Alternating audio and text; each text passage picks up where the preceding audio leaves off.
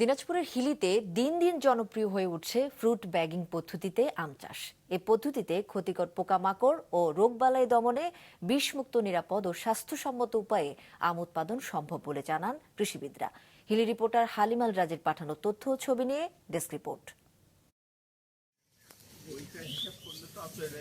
গাছে আম কিছুটা বড় হতেই বিশেষ ধরনের কাগজের ব্যাগ দিয়ে এভাবে মুড়ে দেওয়া হয়েছে সেগুলো।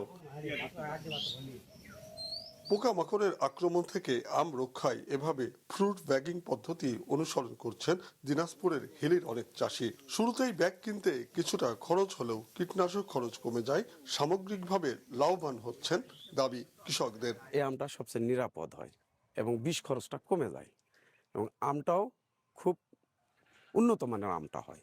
এখানে আম নিলে পারে বিষমুক্ত আম পাওয়া যাবে। বাজারে তো কি আম কি বিষ দিছে না দিছে আমরা চিনি না। এখানে আমের সুস্বাদু ভালো আম। শুধু তাই নয়, ব্যাগে মোড়ানো থাকায় রোদ, শিলাবৃষ্টি কিংবা ঝড়ের আঘাত থেকেও সুরক্ষিত থাকছে আমগুলো। এতে ওই আমগুলোর রঙও থাকছে আকর্ষণীয়। আগে তো আমাদের বাজার থেকে বেশি দরে আনতে হতো, ফরমালিন যুক্ত আম থাকতো, এগুলো আমাদের অস্বাস্থ্যকর।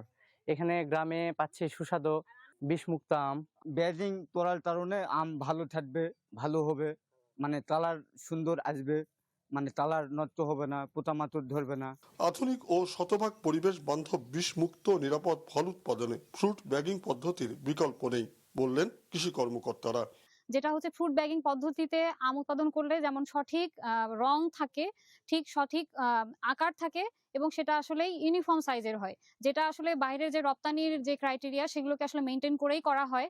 স্থানীয় কৃষি বিভাগের তথ্য মতে চলতি বছরে হাকিমপুর উপজেলায় ৩০ হেক্টর জমির আম বাগানে ফ্রুট ব্যাগিং পদ্ধতি ব্যবহার করা হয়েছে। মাছরাঙ্গা নিউজ ডেস্ক।